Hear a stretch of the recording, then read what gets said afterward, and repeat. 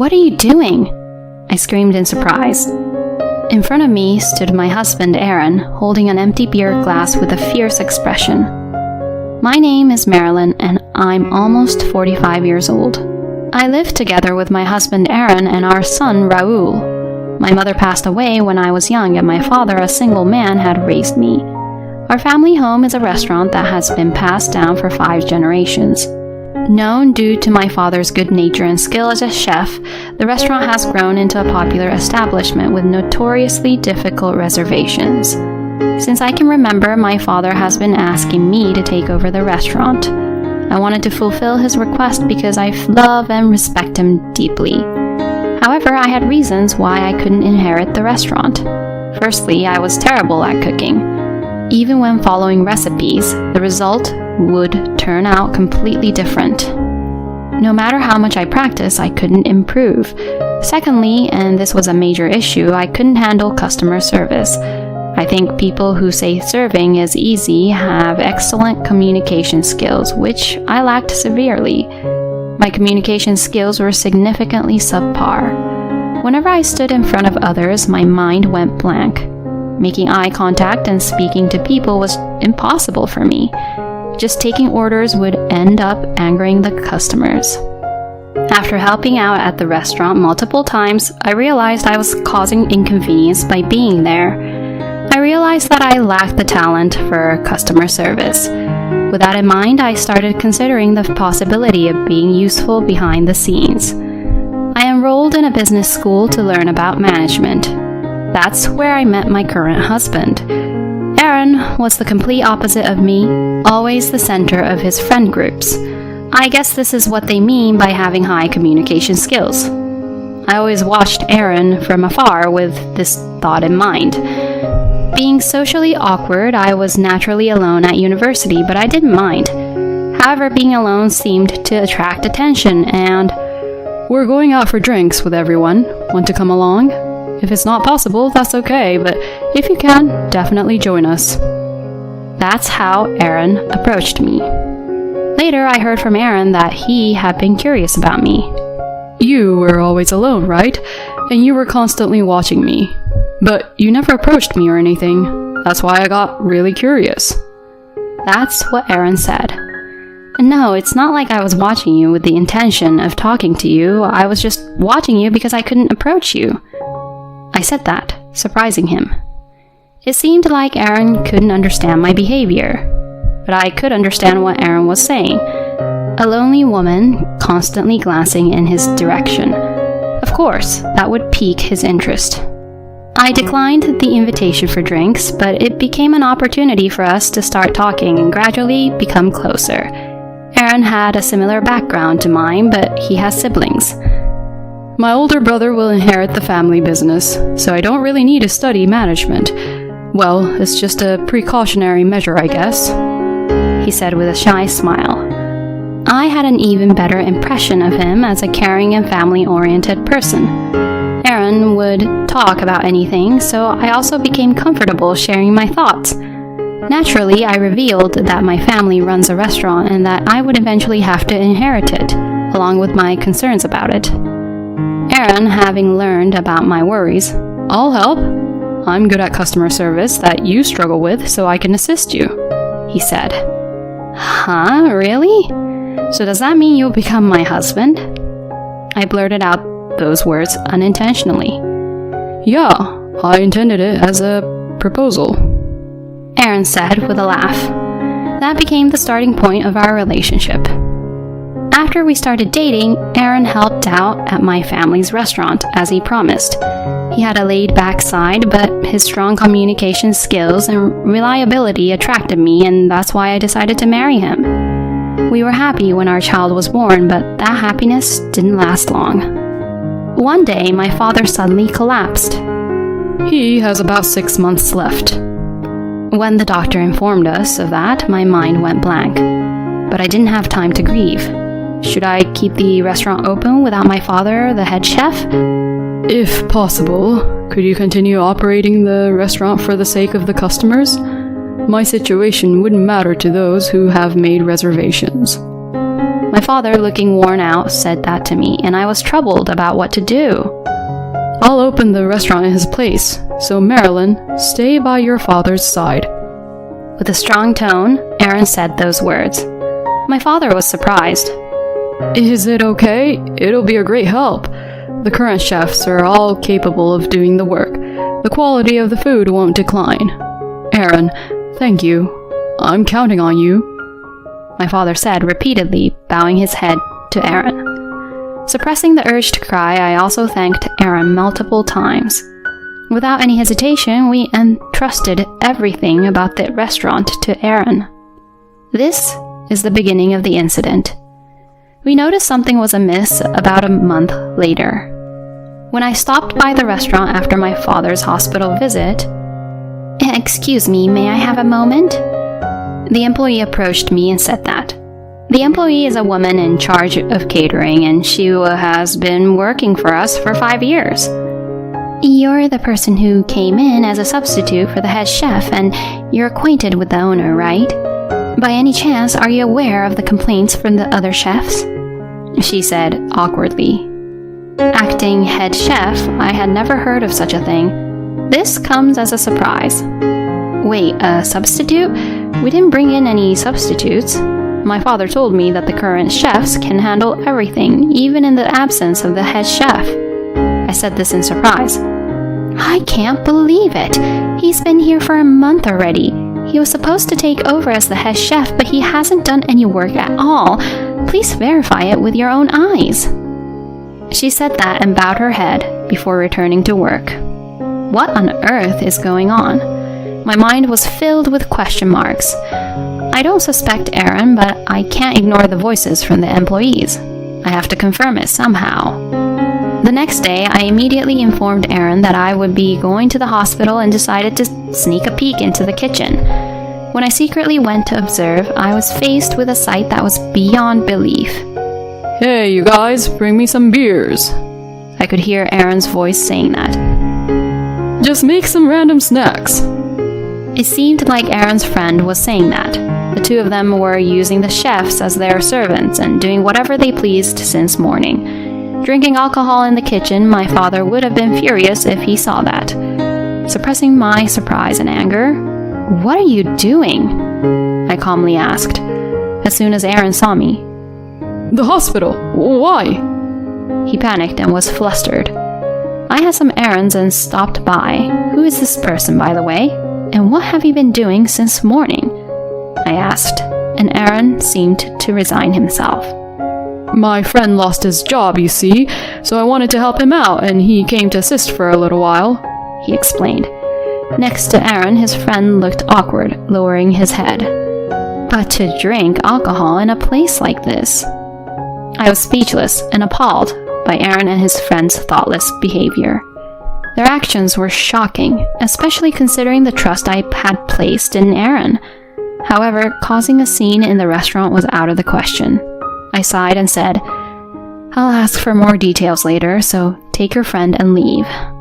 With those words, I kicked them out of the restaurant. In Aaron's absence, I apologized to the chefs and employees. Then I went to the hospital and explained the situation to my father. What? They're interrupting the preparations and having a drinking party? They're really taking advantage. He was infuriated, as if he were about to storm in and confront them. "I'm sorry, Dad." I kept apologizing repeatedly, and in response, "There's no use being angry now. More importantly, Marilyn, are you okay?"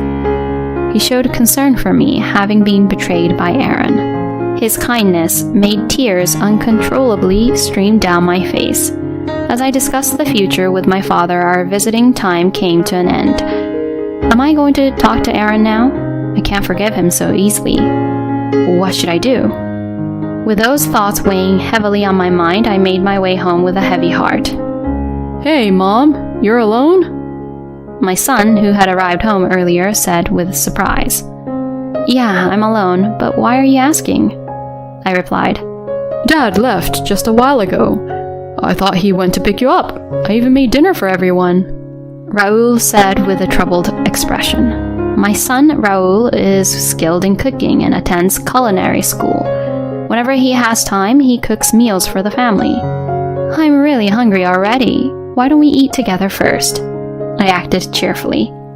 Honestly, I felt relieved that Aaron wasn't there because I didn't want to see his face. While having a meal with my son, Mom, how's Grandpa's condition? Since I have no school tomorrow, can I go to the hospital with you? My son asked, and we made a promise to go to the hospital together. My son, who adores his grandfather, had been diligently visiting him in the hospital. Talking to my kind son seemed to cleanse my heart. From that day on, I didn't run into Aaron. I was busy taking care of my father and work, and when I returned home, it was already late at night, so I would quickly fall asleep out of exhaustion. On the other hand, Aaron would come home, but I had no idea where he went or what he was doing. I realized that Aaron was avoiding me, but I was too busy to do anything about it, and as months passed without finding time to talk to Aaron, my father passed away. As soon as the funeral was over, I was overwhelmed with deep sadness and became completely worn out. In that state of lethargy, Aaron took the initiative and acted in my place. Despite avoiding each other until now, there were so many things I wanted to say to Aaron, all of a sudden, but I couldn't find the energy to say them. Mom, I'll help out at the shop. Take some time to relax. My son spoke up. That's right, leave the shop to me and Raul. Aaron also chimed in, but I coldly replied, I'm sorry, but I can't entrust it to you. Aaron chuckled with a smirk and said, I understand, but isn't it worrisome to rely only on Raul? I won't do the same things as before. I won't go into the kitchen, he said. Certainly, I couldn't entrust the shop solely to my student son, but I had no choice but to seek help from Aaron, who was still part of our family. So, temporarily, I entrusted the management of the shop to Aaron. Little did I know that this decision would become the biggest mistake of my life. They say people change with money, and Aaron's transformation was evident for all to see. Suddenly, his appearance became flashy, and he started going out for drinks frequently, using business as an excuse. He would come home drunk in the early hours of the morning. When I would reprimand them, he replied, Shut up! Building connections with fellow professionals is also about attracting more customers. It's absurd for you to complain when I'm doing it for the sake of your shop, he retorted, getting defensive. But things have been strange lately. Even the clothes you're wearing now, all of them are branded. I pointed out his careless spending. Listen, you can't represent a long-standing establishment looking shabby. I'm considering the brand image of your shop. With a sigh that showed his annoyance, Aaron continued. If you don't pay attention to these things, you'll go under, he said. Those words left me exasperated. My father managed to run the shop successfully without dressing up like that, I replied. Then Aaron, Huh? Your father is just a chef. He's a novice when it comes to running a business with cooking as his only skill, he said, belittling my father. Aaron pulled a beer out of the fridge and poured it into a glass. Do you even understand the current situation? I'm working in your place, you know. Instead of complaining, you should be grateful, he said, looking down on me. Are you serious? I asked. Just think about it. When you were involved in running the business, you couldn't have this kind of lifestyle, right? I have a better sense of management. I feel sorry for your father, too. He couldn't enjoy himself before he passed away. Saying that, Aaron laughed and gulped down the beer. Watching him, all the blood drained from my head. I felt a rage so intense that my vision darkened. Sense of management? Cut it out already. I've been handling the bookkeeping for a long time, so I'm well aware of the business situation. Where on earth is all this disposable income coming from? Have you been touching the shop's money? And as soon as I questioned him, Shut up! Aaron shouted angrily. At the same time, I became drenched. What are you doing? I screamed, not understanding what had happened. Aaron raised his voice. Who's responsible for our luxury? If you don't like it, then get out! He stared at me with a terrifying expression. In shock, I stood frozen in place. Mom, are you okay? My son said while running up to me. I finally understood the situation when I saw that Raoul had a towel in his hand. Aaron had poured beer all over me. As beer dripped from my hair and the scent of alcohol filled the air, I couldn't stop the tears of frustration. Dad, you've gone too far.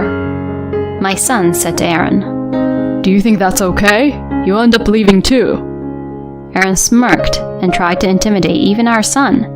In that moment, as I tried to intervene, You should be the one to leave, my son said coldly.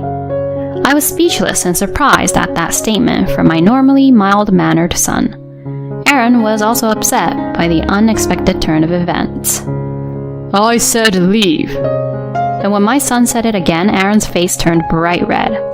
You dare tell your own parent to leave? You're no longer my son, someone like you.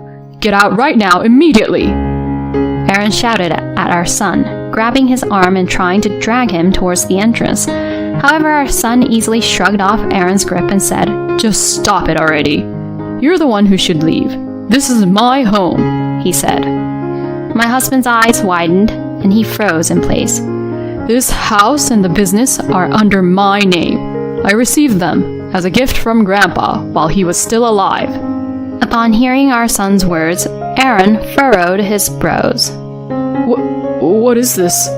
What's going on? When did this... Aaron panicked, and our son calmly began to explain.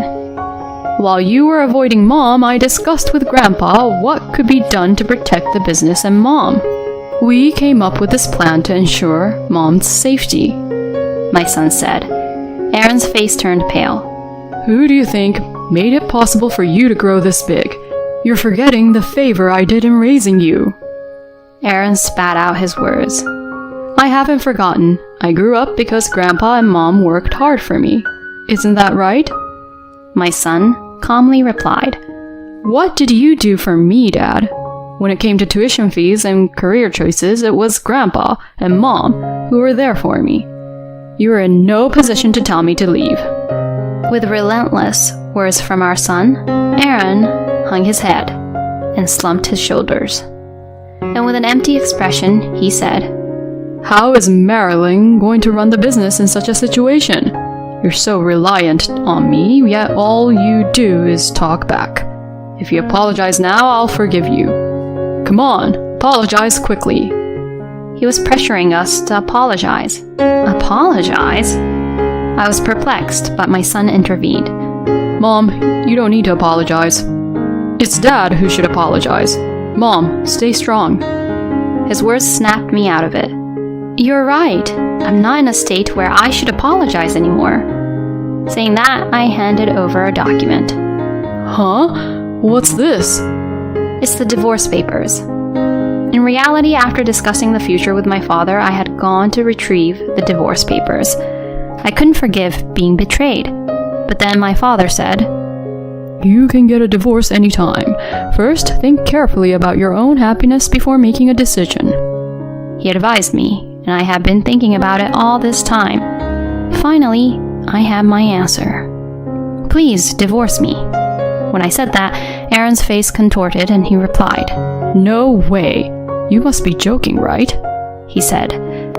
She's not the kind of woman who jokes about something like this. Aaron, you know my mom's personality better than anyone, right? He looked straight into Aaron's eyes. Aaron's face turned even paler than white at my words. As expected, Aaron threw a tantrum and refused to get a divorce. But I had anticipated this outcome. You spent some of the store's money. Did you know that you are guilty of embezzlement? If you won't agree to divorce, then let's fight to the end. When I conveyed my determination to Aaron, he reluctantly agreed to the divorce. The assets we shared as a couple were minimal. The property inherited by my son from his father was not subject to division, so we were able to protect the shop in our family home. As for Aaron, it seemed that he couldn't change his extravagant lifestyle that he had once adopted. He didn't make a serious effort to find a job, but instead accumulated more and more debt. Eventually, he got involved in dangerous activities and strayed from the right path. I have no idea where he is now, and I can't contact him. I don't really care, but I hope he's living a strong life somewhere. As for me, I have been helped by my son, employees, and customers around me. Thanks to them, I have managed to keep going. It's painful that things I thought wouldn't change have indeed changed, but I've come to understand that change is inevitable. It's through change that people can grow. With that in mind, I'm working hard on improving my weak point, which is customer service. I learned the hard way that relying on others for customer service resulted in a painful experience. I'll use that lesson to guide my future. From now on, I won't run away from things I can't do. I'll face them head on.